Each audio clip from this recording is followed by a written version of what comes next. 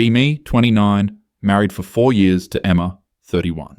Relationship was great the first year, then started declining after we moved in together permanently. Sex went from spontaneous and fun to scheduled, then rare, then basically non-existent. Been maybe 3 months since we'd been intimate in any meaningful way. One Tuesday evening, I come home from work at the accounting firm. Emma's at the kitchen table with her laptop and what appears to be a fucking PowerPoint presentation queued up. I'm thinking maybe she got a promotion or wants to show me vacation ideas. Adam, we need to talk about our intimacy issues, she says. Oh no, she literally has a presentation, 37 slides, I counted.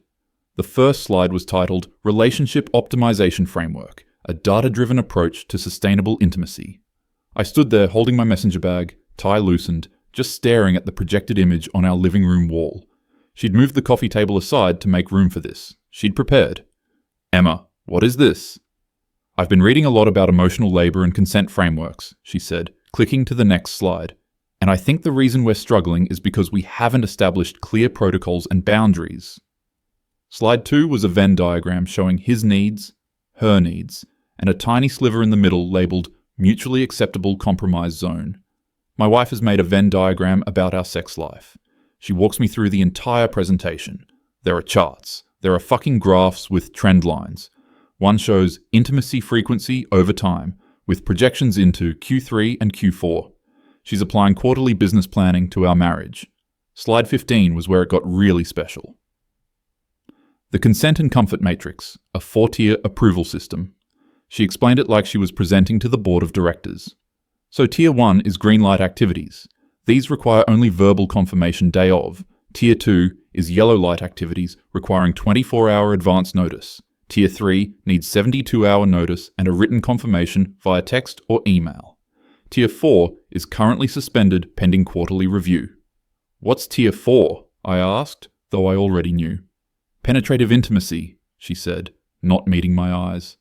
The research shows that women experience significant emotional labor during heterosexual encounters, and I need to ensure I'm in the right headspace, which requires adequate mental preparation time.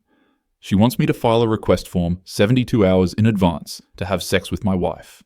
But wait, there's more. Slide 21 introduced the performance feedback loop. After each intimate encounter, we'll both fill out a brief survey rating various aspects on a scale of 1 to 10. This data will help us identify problem areas and track improvement over time. She showed me the survey template, 20 questions, rating scales, a comment section at the bottom for areas of improvement. Emma, I said carefully, this seems clinical. That's the point, she said, and for the first time she showed some emotion, frustration. You don't just get to have access to my body whenever you want, Adam. That's patriarchal bullshit. This creates a framework where my autonomy is respected and we both have clear expectations. She'd been spending time on some online forums. I could tell from the language, a lot of words like emotional labor and autonomy and framework. Not a lot of words like I miss you or I want to feel close to you. Okay, I said, because what else do you say? Can I think about this? I've already created a shared Google Calendar for scheduling and a folder in Google Drive with all the documentation. I need you to review the relationship handbook by Friday and sign the acknowledgement form. There was a handbook, 43 pages. I read it that night in bed while Emma slept next to me. It included things like, intimate interactions must not be initiated within 2 hours of the participant having consumed alcohol to ensure clear-headed consent. All requests for physical affection must be verbalized clearly. Nonverbal cues will not be accepted as they create ambiguity. Rejection of intimate advances must be accepted immediately without questioning, negotiation, or visible disappointment. Participants must maintain separate self-care time of minimum 90 minutes daily to prevent codependency. That last part was new. We weren't supposed to spend more than a certain amount of time together per day now. My marriage has become a HR compliance manual. I signed the acknowledgement form. What choice did I have? She was my wife. If this is what she needed to feel comfortable, then I'd try it. Narrator's note, this was a mistake. The first week, I actually tried to make it work within the system. Tuesday night, feeling romantic after we'd had a nice dinner. Put my hand on her shoulder while we're watching TV. Adam, that's a Tier 2 touch. You need to request that 24 hours in advance. Remove hand immediately. Check the handbook later. Yes. Shoulder and back massage is indeed Tier 2. Tier 1 is limited to brief hugs under 5 seconds, hand-holding and cheek kisses. The following evening, I submitted a proper request via the Google Calendar system for shoulder massage, 15 to 20 minutes, scheduled for Thursday at 8 p.m. She declined it. No explanation, just declined. Friday, try to kiss her goodbye before work. She turns her head so I get her cheek. Morning kisses need to be requested the night before, remember? It's just a kiss, Emma. And this is exactly the kind of boundary-pushing behavior the system is designed to prevent. I called my buddy Marcus that weekend. Dude, he said. Dude, are you fucking serious right now? Dead serious. I have to submit a calendar invite to touch my own wife. That's not normal, man. That's not even in the same zip code as normal. She says it's about respecting her autonomy. There's respecting autonomy, and then there's whatever dystopian nightmare this is. What are you gonna do? What am I gonna do? I'm gonna comply. I'm gonna comply so hard. I'm gonna comply so perfectly that she'll see how insane this is.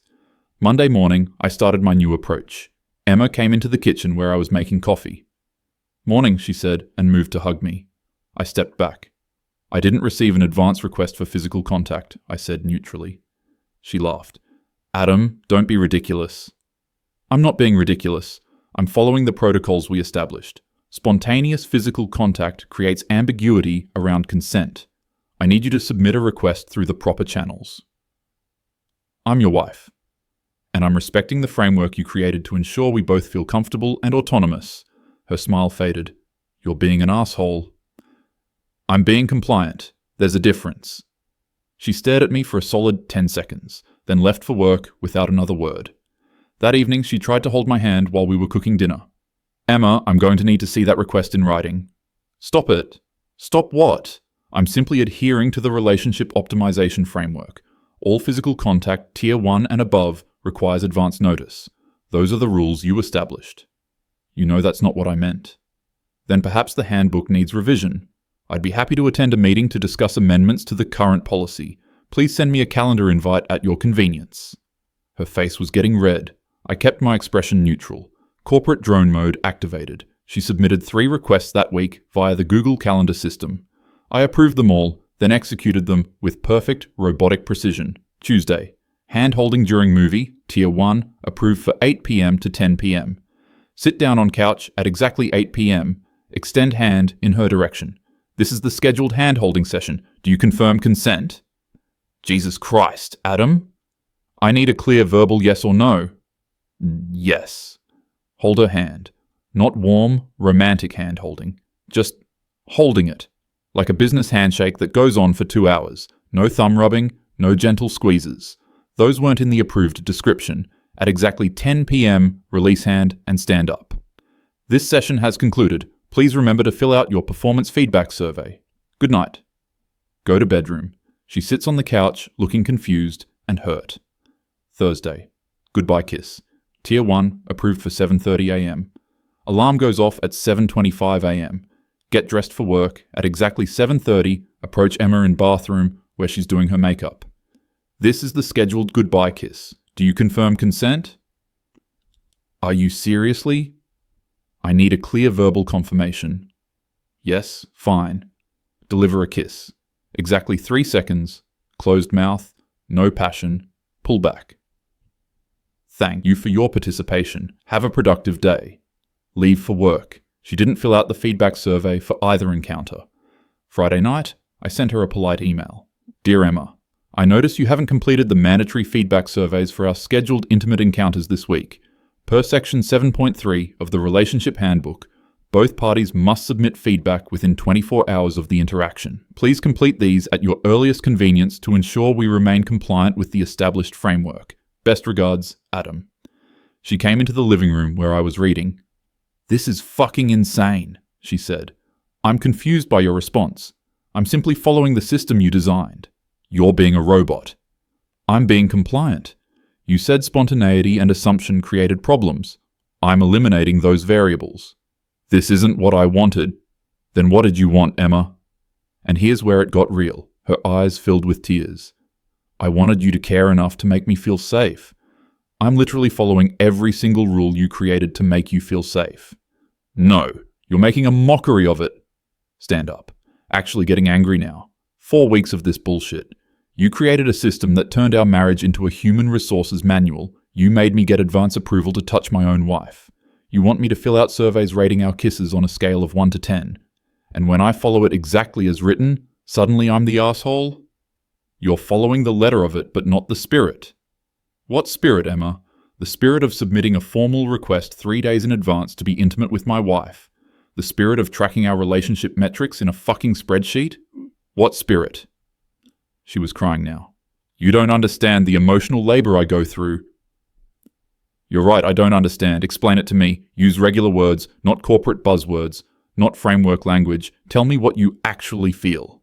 She couldn't. She just cried and went to bed. I slept on the couch. Not because I was trying to make a point, because I was so tired. Tired of trying to fix something that might be broken beyond repair. The next week, I submitted my own request through the Google Calendar system. Request for discussion. Current relationship framework, 60 minutes, Saturday, 2 p.m. She accepted it. We sat at the same kitchen table where she'd given the PowerPoint presentation 5 weeks ago. Felt like 5 years. I've been thinking, I said, about the current system. Adam, look. I know I overreacted, but please let me finish. I have the floor for the first 30 minutes per the discussion protocol. Her jaw tightened, but she nodded. I've been 100% compliant with every aspect of the relationship optimization framework. I've submitted requests, filled out surveys, adhered to tier restrictions, maintained appropriate boundaries, and respected all consent protocols. And in doing so, I've realized something. Pause for effect. This system doesn't create intimacy, it destroys it. Because intimacy isn't a business process. It's not optimizable. It's not something you can A/B test and iterate on. It's messy and spontaneous and sometimes awkward, and it requires vulnerability, not protocols. She was quiet. You say I don't understand your emotional labor. You're right, but you never explained it to me like a human being. You created a handbook. You made a corporate presentation. You turned our marriage into a project management exercise. And when I executed it perfectly, you got upset because it wasn't what you really wanted. So what did I really want? She asked quietly. I don't know, Emma. That's the problem. I don't know because you won't tell me. You'll tell me the approved methods for requesting a hug, but you won't tell me why you don't want me to touch you anymore. She started crying again, the ugly kind of crying, the kind that comes from somewhere deep. I don't know either, she whispered. I thought if I could control it, make it safe and predictable, I could figure out why everything feels so hard. But I just made it worse. Yeah, you did.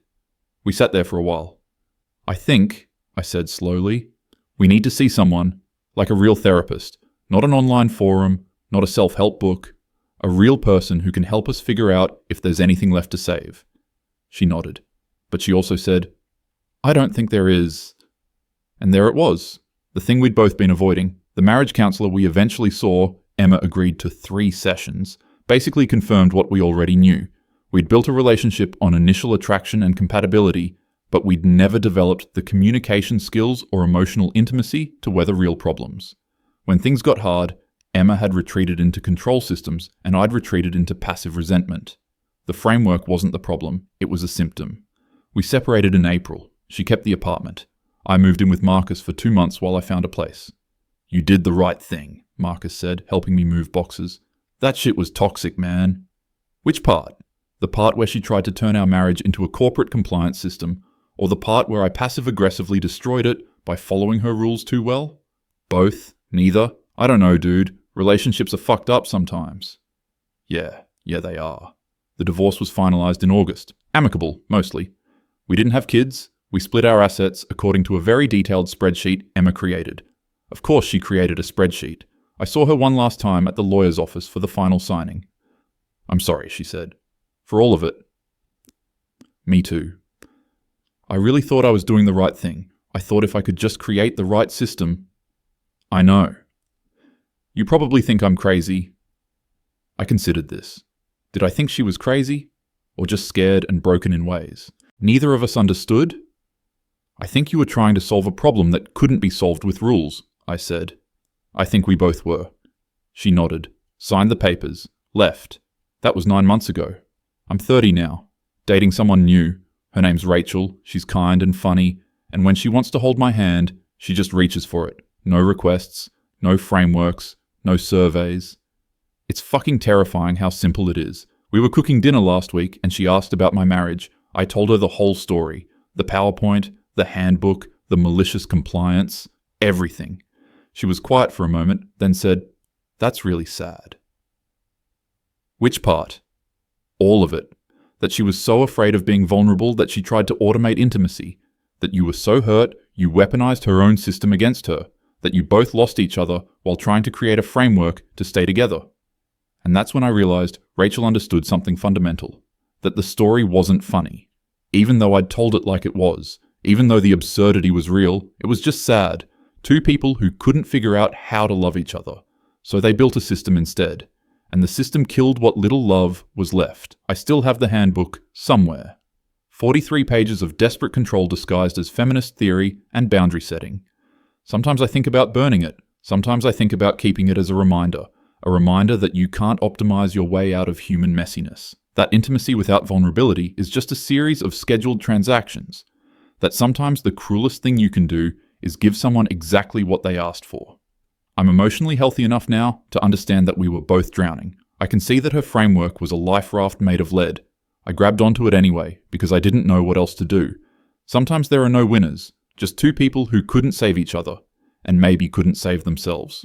Rachel's calling me. Dinner's ready, she made pasta, there's wine. There are no scheduled discussion periods or feedback surveys. There's just dinner. And somehow, that's enough. Gonna go now. Gonna have dinner with someone who doesn't need a framework to love me. Gonna try not to fuck this one up. Wish me luck, Anons.